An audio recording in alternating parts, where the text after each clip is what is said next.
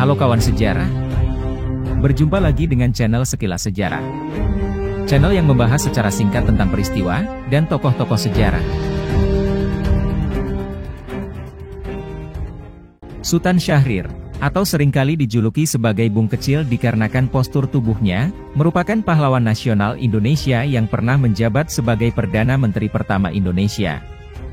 Ia lahir di Padang Panjang, Sumatera Barat, pada 5 Maret tahun 1909.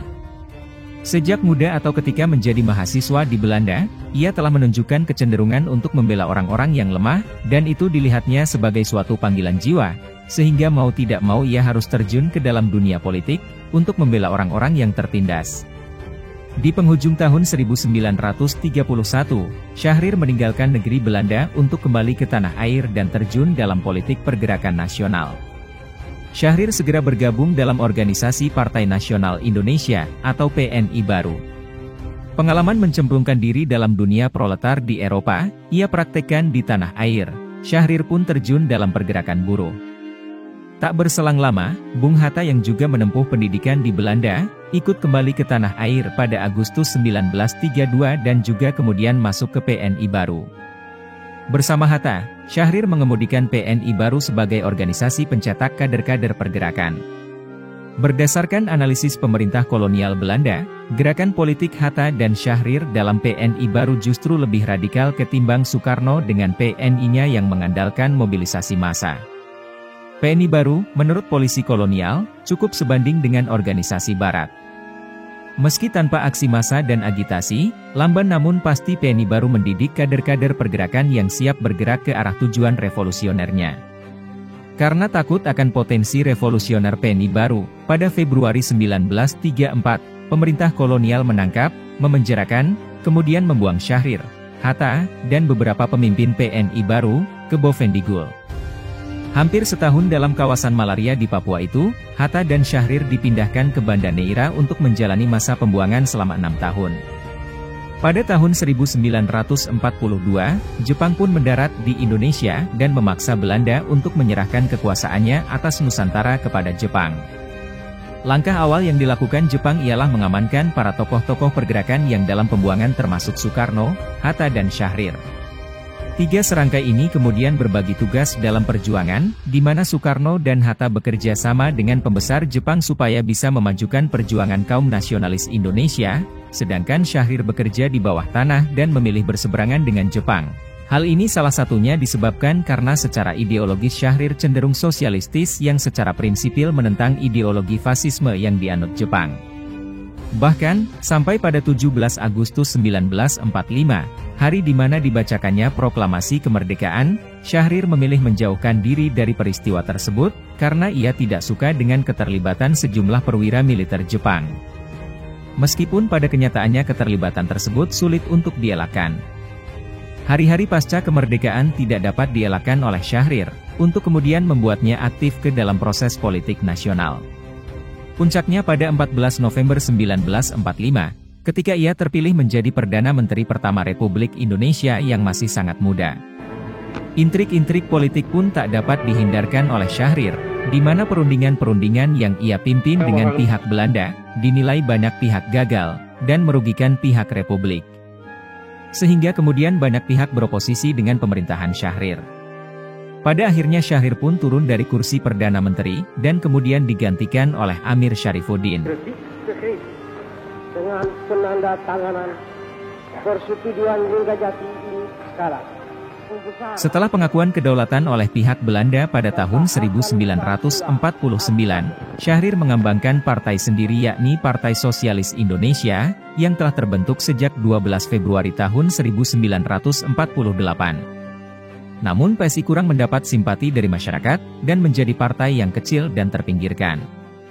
Bahkan dalam Kabinet RIS atau Republik Indonesia Serikat, pimpinan Perdana Menteri Muhammad Hatta, tidak ada satupun wakil PSI di dalam kabinet.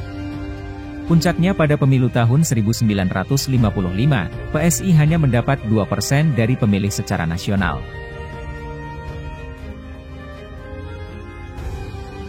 Pasca peristiwa PRRI Permesta tahun 1958, yang banyak didukung oleh anggota dan beberapa petinggi partai PSI dan Masyumi, mengakibatkan kedua partai ini dibubarkan oleh Soekarno pada tahun 1960, karena dianggap menjadi dalang dari peristiwa tersebut. Dari sinilah kiprah Syahrir dalam politik nasional telah mencapai akhir kisahnya. Namun imbas dari kegiatan politik yang ia lakukan rupanya masih terus menghantui Syahrir.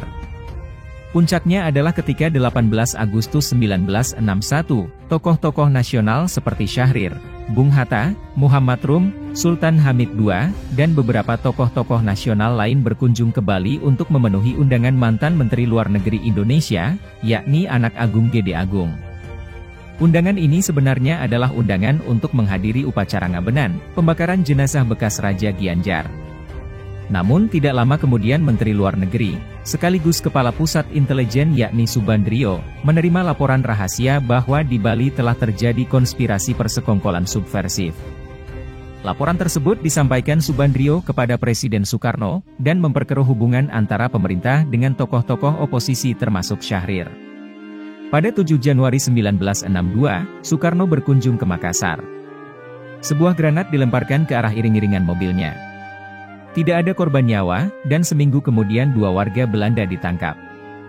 Meskipun telah menangkap 2 warga Belanda yang diduga sebagai pelaku pelemparan granat, namun pemerintahan Soekarno tidak berhenti sampai di situ. Keesokan harinya pada tanggal 16 Januari 1962, mereka menangkap Syahrir, Anak Agung Gede Agung, Sultan Hamid II dan Muhammad Rum. Awalnya para tokoh yang ditangkap ditahan di Jakarta, sebelum 3 bulan kemudian dipindahkan ke penjara Madiun, Jawa Timur. Setelah 6 bulan pemenjaraan, kesehatan Sultan Syahrir memburuk. Ia mengalami tekanan darah tinggi dan akhirnya diizinkan kembali ke Jakarta untuk mendapat perawatan yang lebih baik.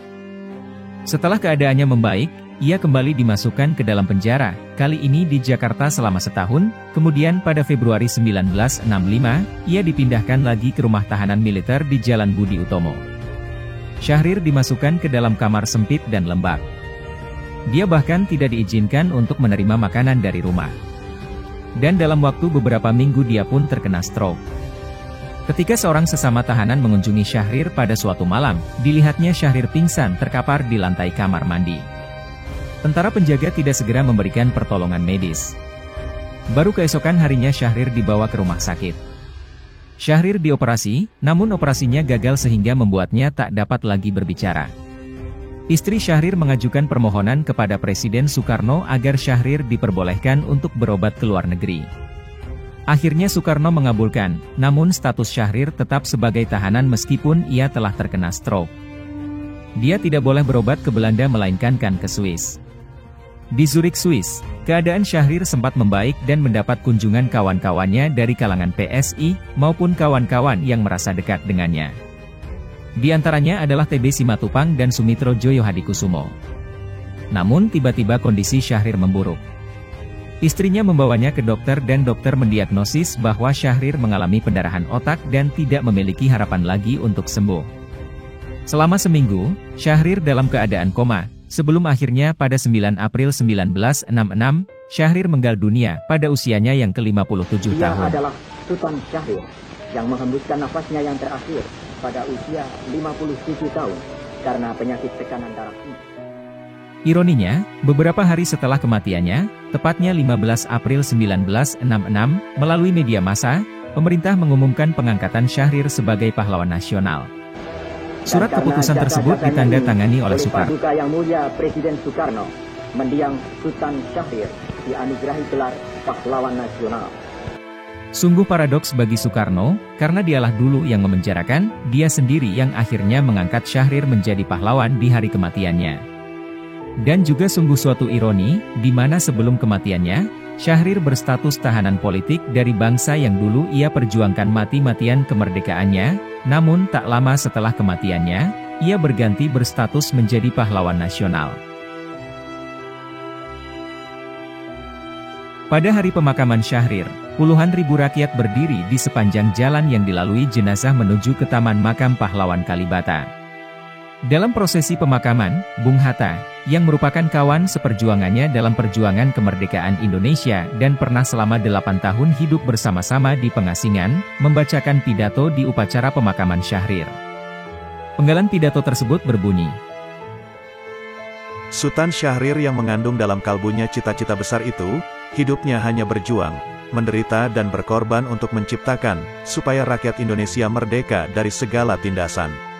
Ia meninggal dengan tiada mencapainya. Ia berjuang untuk Indonesia merdeka, ikut serta membina Indonesia merdeka. Tetapi ia sakit dan meninggal dalam tahanan Republik Indonesia yang merdeka. Dalam bagian akhir pidato itu Bung Hatta menambahkan, Saudaraku Sultan Syahrir, sampai disinilah kami mengantarkan engkau dalam perjalananmu pulang ke kampung akhirat. Di sana engkau akan menghadapi rumah peristirahatan yang tetap, kekal, dan abadi. Beristirahatlah dengan tenang. Jasamu di dunia tidak akan dilupakan orang. Kerjamu yang belum selesai, ada yang meneruskannya. Sejarah akan membuktikan bahwa hidupmu tidak sia-sia. Dalam sejarah, namamu tercatat sebagai pejuang kemerdekaan bangsa dan sebagai Perdana Menteri pertama daripada Republik Indonesia yang baru merdeka dan berjuang. Penghormatan yang luar biasa yang diberikan pada upacara ini, dan simpati berpuluh ribu orang banyak yang mengikuti pemakaman Syahrir ini dari dekat dan dari jauh dengan hikmat, semoga menjadi obat daripada hati yang luka. Waktu akan meringankan sedih. Tiap-tiap barang dan keadaan ada dua belahnya. Setelah sedih dan rindu, anak-anak dan turunan Syahrir dapat merasa bangga, bahwa mereka turunan seorang pahlawan. Pemuda Indonesia, tanamlah dalam hatimu. Sultan Syahrir, pahlawan nasional Indonesia. Itulah tadi akhir kisah hidup yang mengharukan dari salah satu pahlawan nasional sekaligus Perdana Menteri pertama Republik Indonesia, Sultan Syahrir. Semoga kita dapat mengambil pelajaran dari kisah tersebut. Sekian pembahasan kita kali ini. Jika menurut kawan sejarah video ini bermanfaat, silahkan like, komen dan jangan lupa juga untuk subscribe channel Sekilas Sejarah. Sampai jumpa di video-video berikutnya. Terima kasih.